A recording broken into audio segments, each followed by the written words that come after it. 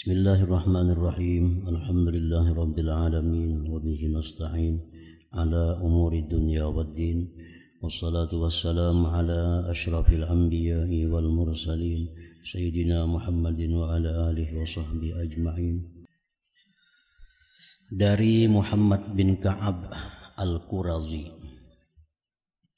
bahwa ia membaca firman Allah Ta'ala, hatta idza jaa ahadahumul maut qala rabbirji'uni la'alli a'malu salihan fima taraktu. Artinya, sehingga apabila datang kematian kepada seseorang dari mereka yang hidupnya lalai lupa kepada Allah, bila datang kematian kepada salah seorang mereka yang selama hidupnya lalai kepada Allah, ia berkata, "Ya Tuhanku, kembalikanlah aku ke dunia agar aku berbuat amal yang salih terhadap yang telah aku tinggalkan." Ini perkataan diajukan oleh orang yang dalam dunia disibukkan oleh dunia sehingga lupa kepada kematian, lupa kepada Allah. Nah, begitu Israel datang, orang ini mohon agar jangan dicabut nyawanya, dikembalikan lagi ke alam dunia, bisa beramal kebaikan. Muhammad bin Ka'ab terus berkata, "Apa yang saja yang kamu kehendaki, pada apa saja yang kamu inginkan. Apakah kamu ingin kembali ke dunia untuk mengumpulkan harta, menanam tanaman, membangun bangunan, dan membelah sungai?" Ujar Tuhan, "Kenapa kamu hendak berbulik? Hendak mengumpul harta pulangkah? Hendak menanam tanaman pulangkah? Hendak membangun bangunankah pulang?" Ia menjawab, "Tidak, agar aku berbuat amal yang salih pada yang saya tinggalkan."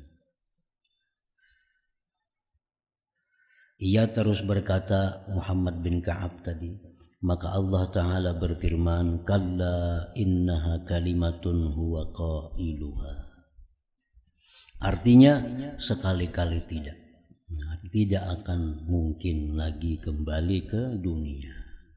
Ada mungkin lagi engkau diberi tempo untuk beramal saleh. Sesungguhnya itu adalah perkataan yang diucapkannya saja. Itu hanya perkataannya. Bila dibulihkan ke dalam dunia beramal saleh, itu hanya perkataannya. Andai kata dia diberi lagi umur, tentu dia akan kembali mengumpul dunia, mengumpul harta sebanyak-banyaknya. Maksudnya hendaknya ia mengatakannya ketika meninggal dunia.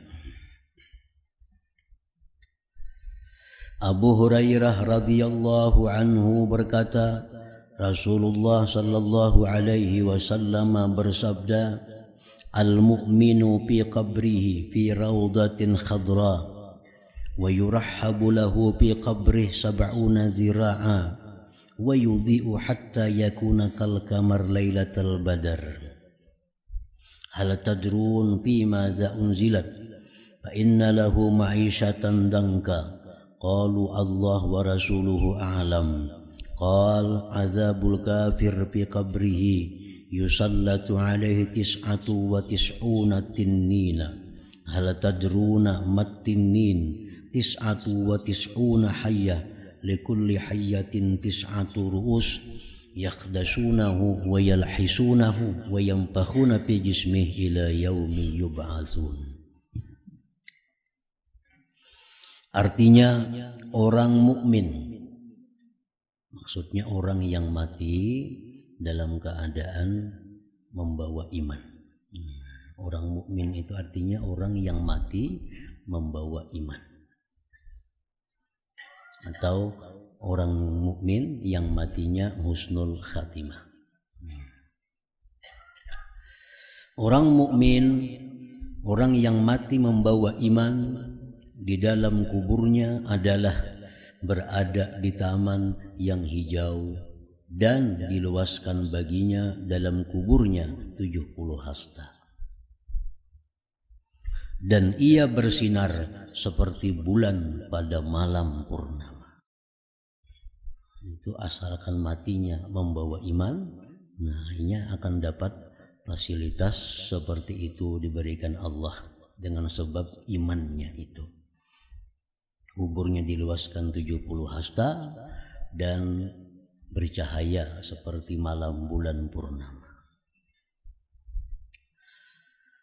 Apakah kalian mengetahui mengenai apakah diturunkannya ayat yang artinya maka sesungguhnya baginya kehidupan yang sulit? Mereka menjawab, Allah dan Rasulnya lebih mengetahui.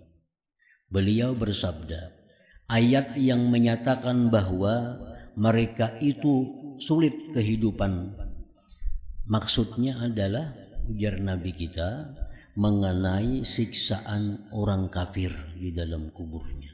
Nah, orang kafir di dalam kuburnya itu ma'isyatun danka. Orang kafir dalam kubur itu kehidupan yang sulit. Orang kafir artinya orang yang mati dalam keadaan kafir. Orang yang mati kadang membawa iman. Walaupun pada asalnya orangnya beriman, walaupun pada asalnya orang ini muslim, tapi begitu dia mati, dia kehilangan imannya. Nah ini termasuk kafir. Atau orang mukmin yang matinya itu su'ul khatimah. Mereka dalam kubur akan mengalami kehidupan yang sulit. Dikuasakan atasnya 99 tinin. Apakah kalian tahu apakah tinin itu, ujar Nabi? Tahulah ikam apa tinin itu? Yaitu 99 ular. Setiap ular ada 9 kepala yang mencakarnya, menjilatnya dan menyambur tubuhnya sampai hari mereka dibangkitkan.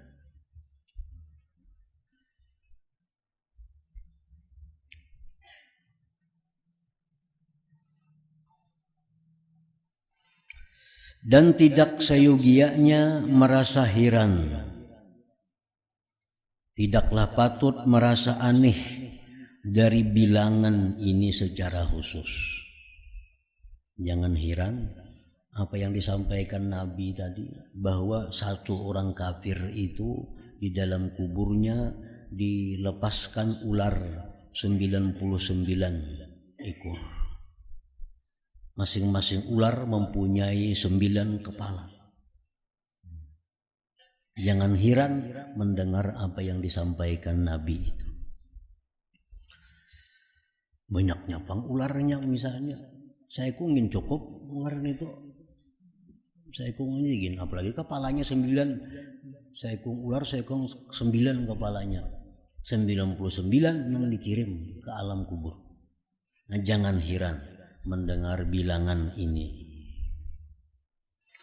Karena sesungguhnya bilangan ular dan kalajengking ini adalah sebilangan akhlak yang tercela dari sombong, ria, dengki, khianat, dendam dan sifat-sifat lainnya. Di situ timbulnya ular itu. Makin banyak orang ini mempunyai sifat yang tercela di dalam hatinya, makin banyak ular yang menggigitnya di hari dalam kubur itu.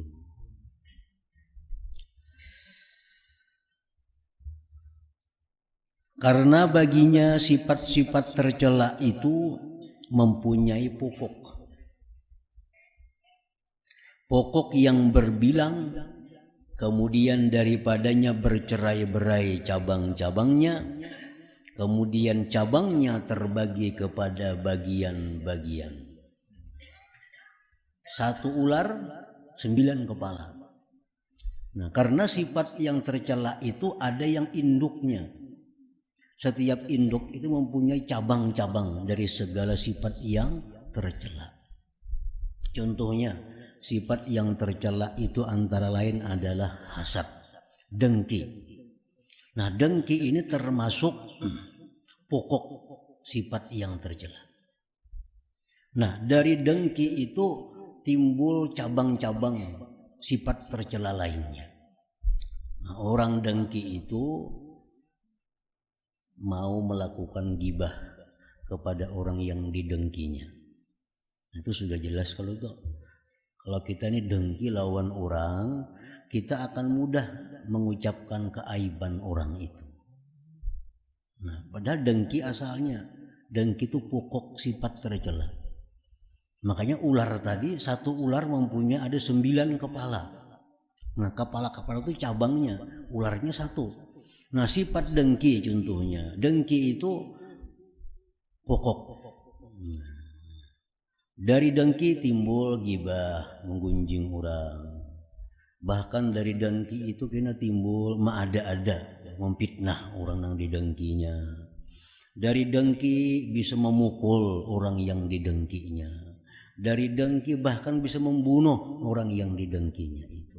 Samuan itu cabang dari pokok sifat tercela yang namanya itu adalah dengki tadi. Nah, contoh lain lagi misalnya hubbul mal, cinta kepada harta. Ini pokok dari sifat tercela. Cinta kepada harta itu sifat pokok. Dari cinta harta itu timbul satu kikir. Namanya cinta lawan harta. Otomatis kikir itu cabang aja daripada pokok yang dasarnya adalah cinta kepada harta. Kikir. Yang kedua, dari cinta harta itu timbul memakan hak orang lain. Nya kada hendak ampunnya tak una. Ampun orang aja dikakatnya.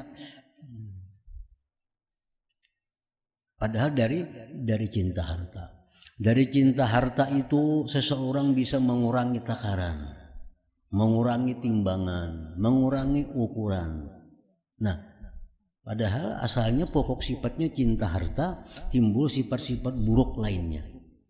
Nah, makanya tadi digambarkan oleh Nabi bahwa satu ular itu mempunyai 9 kepala.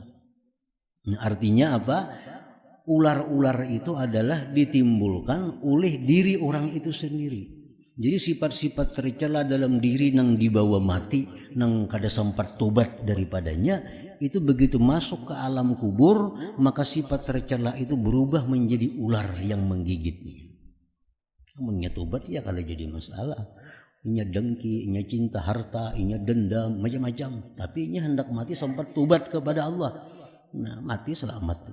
Kalau kada sempat tobat, nah ini masalahnya. Makin banyak sifat tercela di bawahnya mati, makin banyak timbul ular-ular yang menggigitnya, yang timbulnya dari dalam dirinya sendiri itu. Jadi bilangan yang disampaikan Nabi tadi itu kada perlu heran. Artinya bisa terjadi. Nah, orang ini kafir, dilepas di situ ular 99, masing-masing ular mempunyai 9 kepala.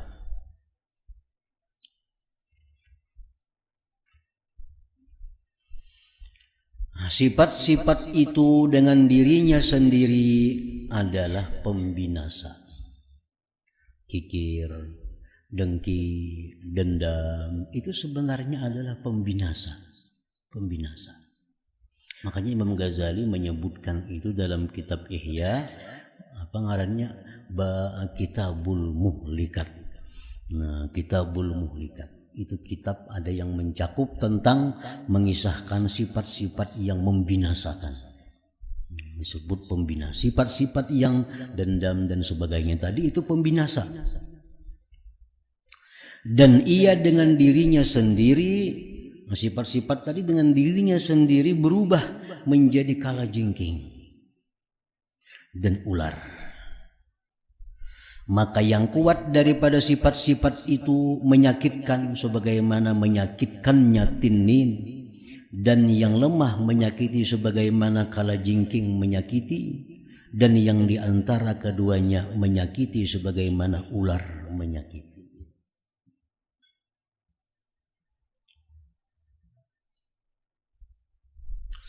Orang-orang yang mempunyai hati dan penglihatan hati menyaksikan dengan nurul basirah, cahaya penglihatan hati, akan pembinasa-pembinasa ini dan bercerai-berai cabang-cabangnya.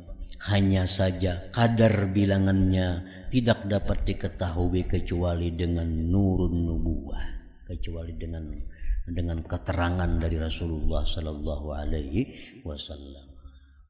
Kalau masalah sifat-sifat tercela tadi itu karena dalam kubur berubah menjadi ular, menjadi kala yang menggigitnya, nah itu bisa dipahami oleh orang-orang yang punya mata hati. Orang dendam tuh sakit kada hatinya. Orang dendam tuh sakit hatinya, kada tenang kada hidupnya. Orang dengki kada nyaman kada juga hidupnya. Orang cinta harta itu kada nyaman kada juga hidupnya. Kada nyaman hidupnya. Nah, nang kada nyaman itu kena makin dalam kubur berubah menjadi ular, makin kada nyaman lagi. Nah, jadi orang yang punya mata hati bisa memahami itu.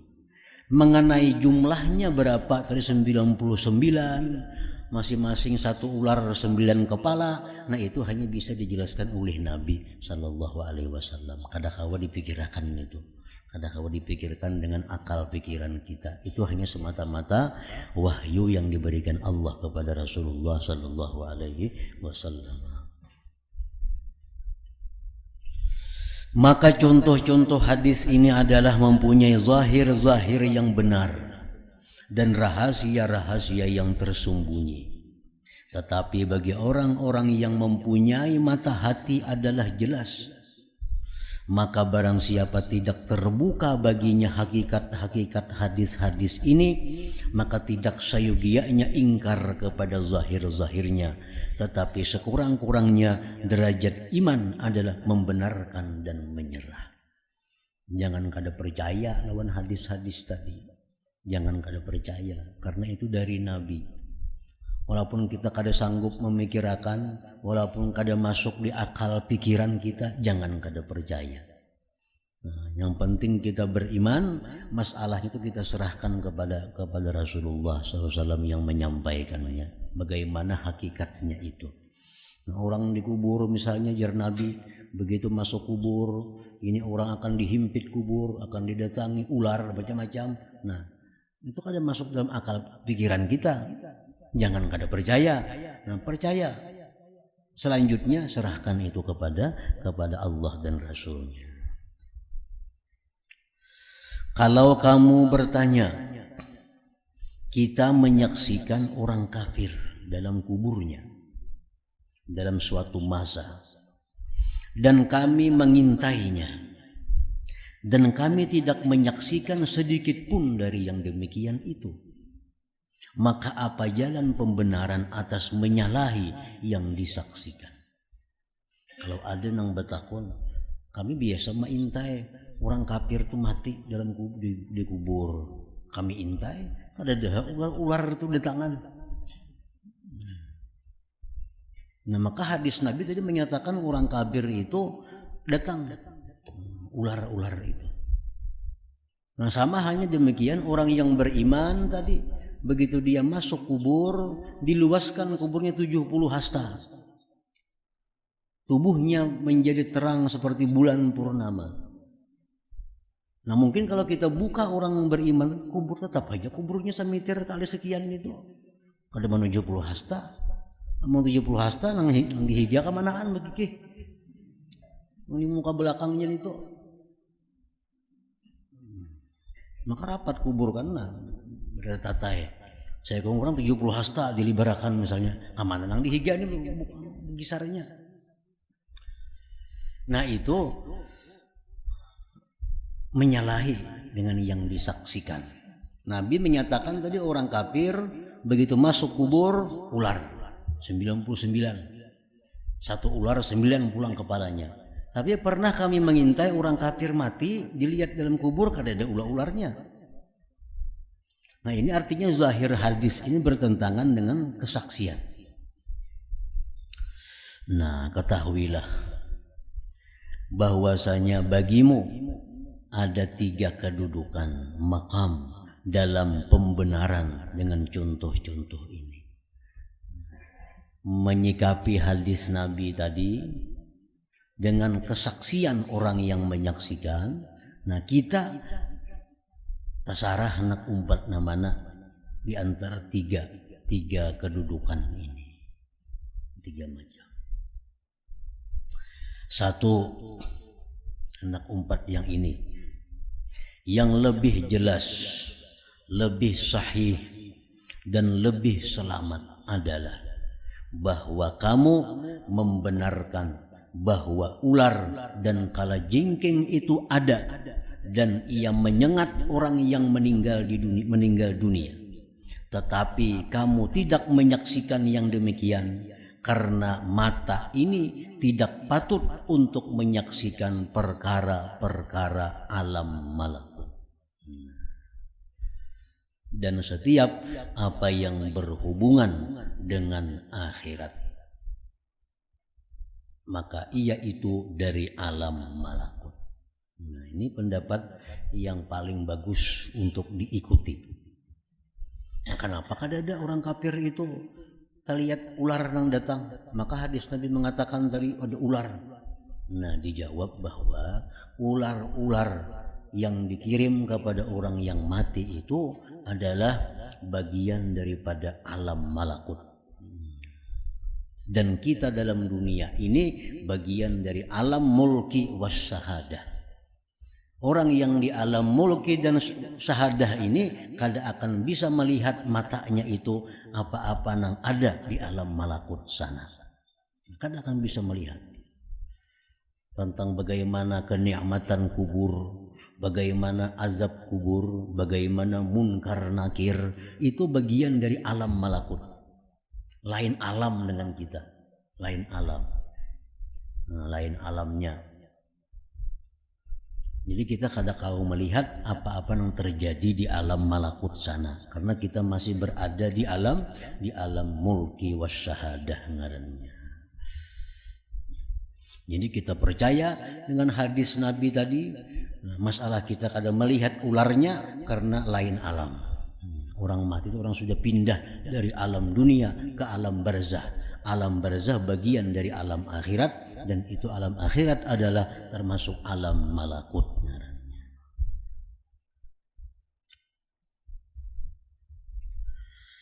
Apakah kamu tidak melihat para sahabat radhiyallahu anhum, bagaimana mereka beriman dengan turunnya malaikat Jibril dan mereka tidak menyaksikannya, dan mereka beriman bahwa Rasulullah sallallahu alaihi wasallam menyaksikannya. Sahabat Nabi itu kada pernah melihat Jibril dalam bentuk aslinya Jibril. Cuma Nabi berkisah, Nabi tadi telah datang kepadaku Jibril menyampaikan ini. Sahabat percaya, padahal mereka kada melihat dengan Jibrilnya itu, cuma hanya dari kisah Nabi. Nah, sahabat percaya. Kadang-kadang Nabi kita dudukan dengan para sahabat, Nabi kita diam, lalu bicara. Tadi ada Jibril datang ke sini ya Nabi menyampaikan ini. Nah, sahabat tuh kada melihat Jibril itu. Nabi melihat, mendengar apa yang disampaikan. Nah, sahabat percaya dengan apa yang disampaikan oleh Nabi itu. Nah, jadi maksudnya kita pun percaya, walaupun kita kada melihat ada ular-ular itu, cuma Nabi menyatakan itu ada, kita percaya. Sebagaimana sahabat percaya bahwa Rasulullah melihat Jibril. Maka jikalau kamu tidak beriman dengan ini, maka membetulkan pokok iman dengan malaikat dan wahyu itu lebih penting atasmu. Dan kalau kamu beriman dengannya dan memandang boleh bahwa Nabi SAW menyaksikan apa yang tidak disaksikan oleh umat, Maka bagaimana kamu tidak memandang boleh akan ini pada orang yang meninggal dunia. Nah, Nabi telah menyampaikan bahwa orang yang kafir meninggal dunia akan ini. Walaupun kita kadang melihat itu. Nah, tapi kita tetap beriman sebagaimana para sahabat-sahabat dulu beriman dengan apa yang disampaikan oleh Rasulullah sallallahu alaihi wasallam. Nabi di hadapan para sahabat berbicara, ujar Nabi, aku tadi diperlihatkan Allah surga dan neraka.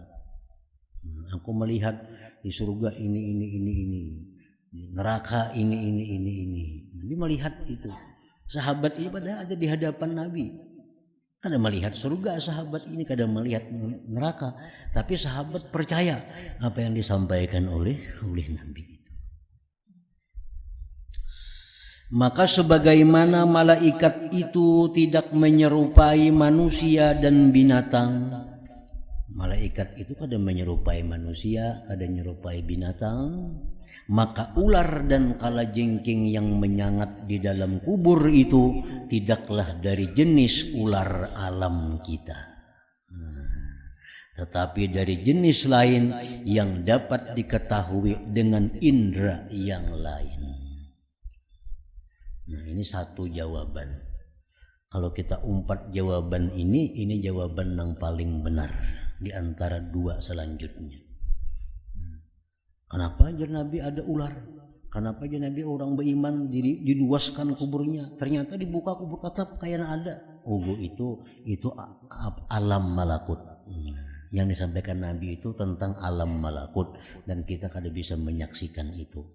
Namun kita wajib percaya apa yang disampaikan Nabi itu benar adanya. Nah, itu yang paling selamat dah, yang paling bagus diikuti, diyakini.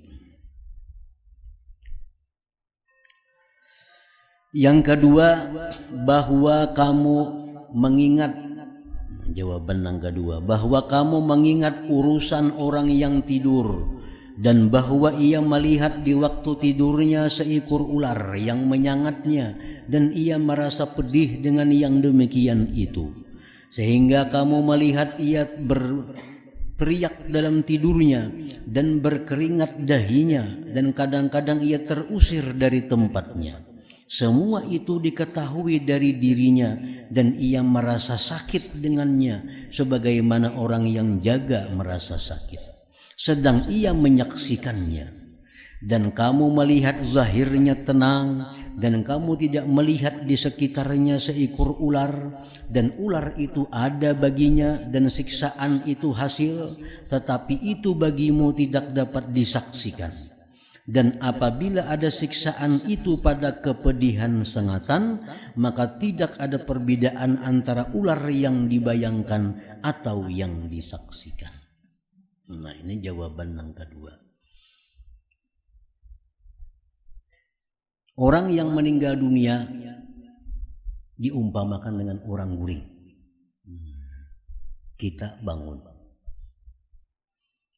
Kita bangun, ini orang guring.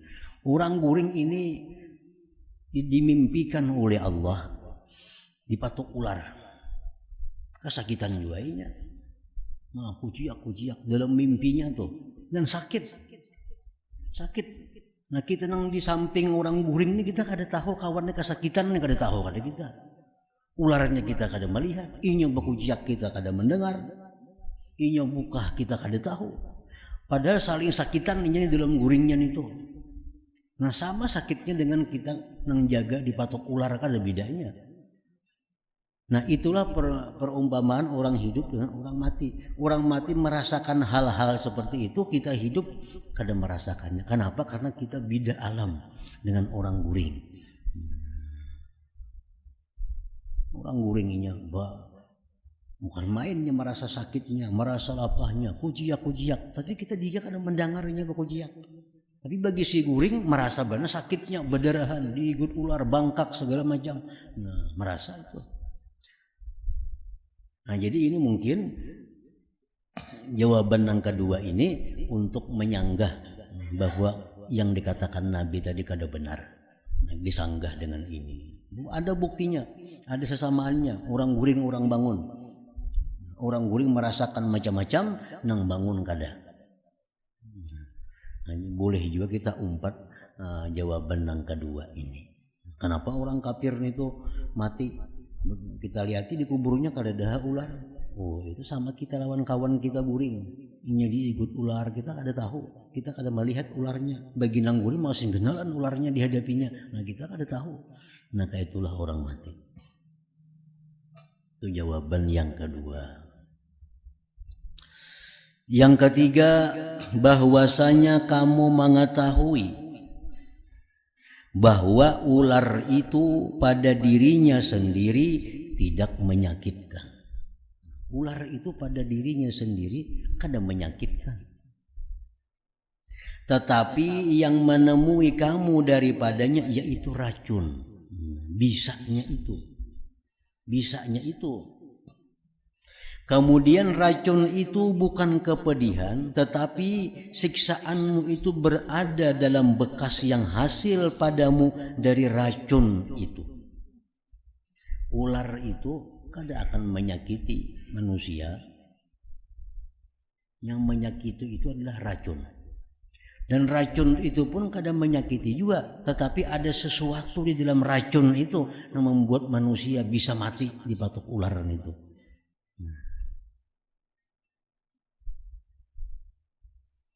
Nah, maka jikalau hasil bekas seperti ini tanpa racun, orang bisa ada kesakitan. Orang ada bisa kesakitan seperti sakitnya orang dipatok ular 100 umpamanya. Nah, seseorang ini bisa menderita sakit apa kada tahu, cuma sakit. Nah, sakitnya itu sama dengan dipatok ular 1000. Bisa terjadi. Nah, penyakit apa dalam diri kita? Kesakitan kita nih, sama dipatok ular sakitnya. Nah,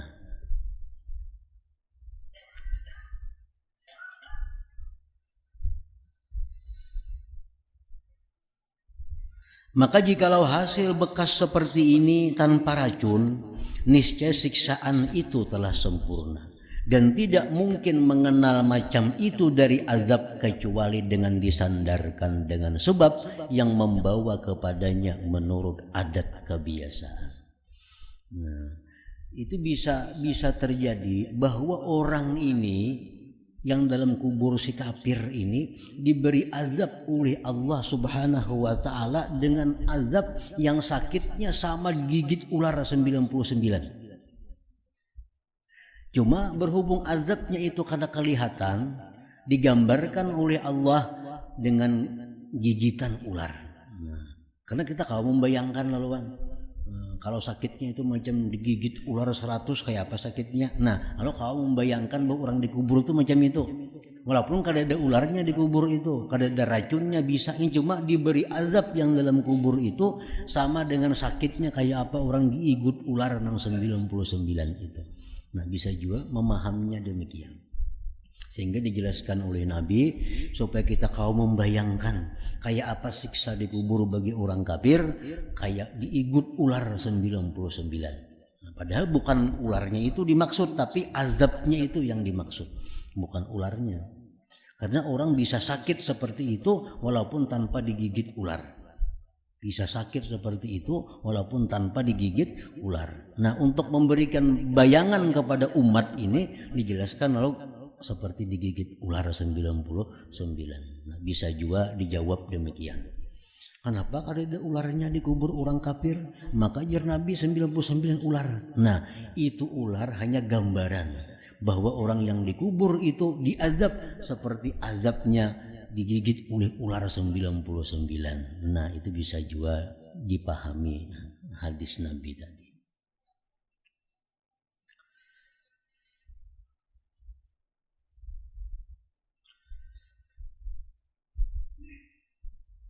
Maka jikalau dijadikan pada manusia kelezatan bersetubuh umpamanya tanpa bentuk bersetubuh secara langsung, maka tidak mungkin mengenalnya kecuali dengan dikaitkan kepadanya agar pengkaitan untuk pengenalan itu dengan sebab. Ada sesuatu kelezatan. Nah, kelezatan yang samanya dengan kelezatan orang yang bersetubuh. Padahal orang ini kada bersetubuh. Cuma diberikan kelezatan seperti bersetubuh.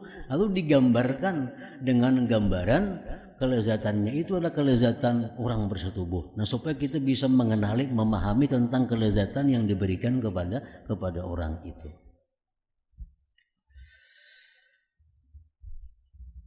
Dan buah sebab itu hasil walaupun tidak hasil bentuk sebab. Dan sebab dimaksudkan bagi buahnya, tidak bagi zatnya. Sifat-sifat yang membinasakan ini, dengki, sombong, ria, akan berubah menjadi yang menyakitkan dan yang memedihkan dalam diri ketika mati. Maka kepedihannya itu seperti kepedihan patukan ular tanpa adanya ular. Dan berubahnya sifat menjadi menyakitkan itu menyerupai berubahnya kerinduan menjadi menyakitkan ketika matinya orang yang dirindukan. Sesungguhnya kerinduan itu lezat. Kerinduan itu lezat. Lalu datanglah suatu keadaan yang menjadikan yang lezat dengan dirinya sendiri itu menyakitkan. Kerinduan itu nyaman. Tapi begitu yang dirindukan ini hilang, nah kerinduan itu berubah menjadi sesuatu yang menyakitkan. Sehingga datang di hati dari macam-macam azab sesuatu yang diinginkan bersamanya, bahwa ia tidak merasakan nikmat dengan kerinduan dan perjumpaan. Bahkan ini adalah salah satu macam-macam azab bagi orang yang telah meninggal dunia, karena sesungguhnya telah dikuasai oleh kerinduan pada dunia atas dirinya. Orang dalam kubur hanya mengingat banyaknya harta yang ditinggalkannya, banyaknya kekasih yang ditinggalkannya. Di kubur itu rindu dengan apa-apa yang dimilikinya dalam dunia. Tetapi kerinduan itu terhalang untuk inya dapatkan, untuk inya jumpai. Maka kerinduan itu berubah menjadi azab baginya.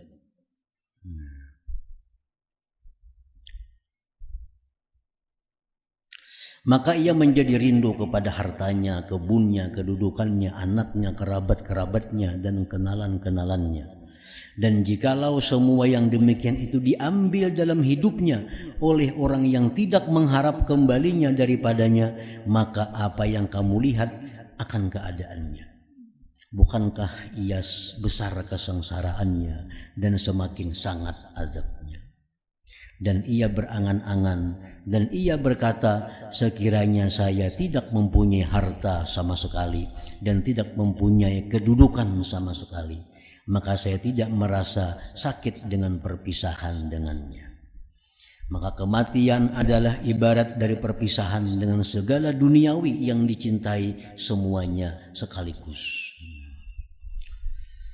Ma halu man kana lahu wahidun ghiba anhu dzalikal wahid.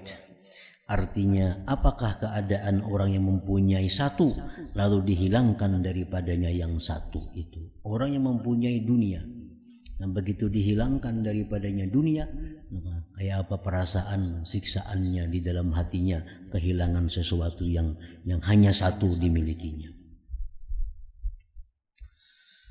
Maka apa keadaannya orang yang tidak bersenang-senang kecuali dengan dunia, lalu diambil dunia itu daripadanya dan diserahkan kepada musuh-musuhnya, kemudian ditambahkan kepada azab ini, penyesalannya atas apa yang hilang dari kenikmatan akhirat dan terdinding dari Allah Azza wa Jalla. Karena sesungguhnya mencintai selain Allah itu menghalanginya dari bertemu dengan Allah Subhanahu wa ta'ala dan merasakan nikmat dengannya. Maka berturut-turut atasnya kepedihan, perpisahan dengan semua yang dicintainya dan penyesalannya atas apa yang hilang dari kenikmatan akhirat selama-lamanya dan kehinaan tertolak dan terdinding daripada Allah Subhanahu wa ta'ala. Jadi komplit orang yang demikian di dalam kuburnya. Pertama, azab yang diterimanya. Dua, kerinduan lawan dunia kada akan bisa kembali lagi. Yang ketiga, bertemu dengan Allah, terhalang di dinding daripada Allah Subhanahu wa taala. Nah, jadi semuaan tatuyuk takumpul lawan orang ini azab-azab, baik azab nang langsung berupa siksaan dan azab-azab lain. Terhalang hendak berurusan lawan Allah, kadakawa hendak berbulik ke dunia mengambil harta yang ditinggalkan, kadakawa juga. Nah, jadi takumpul semua. Nah, demikian itu adalah azab yang ia disiksa dengannya, karena tidak mengikuti api perpisahan kecuali neraka jahanam, sebagaimana firman Allah Ta'ala, kalla innahum an rabbihim yawma idzin la mahjubun thumma innahum lasadul jahim. Artinya sekali-kali tidak demikian, sebenarnya mereka pada hari itu benar-benar terhalang dari rahmat Tuhan mereka, kemudian sesungguhnya mereka benar-benar masuk api neraka.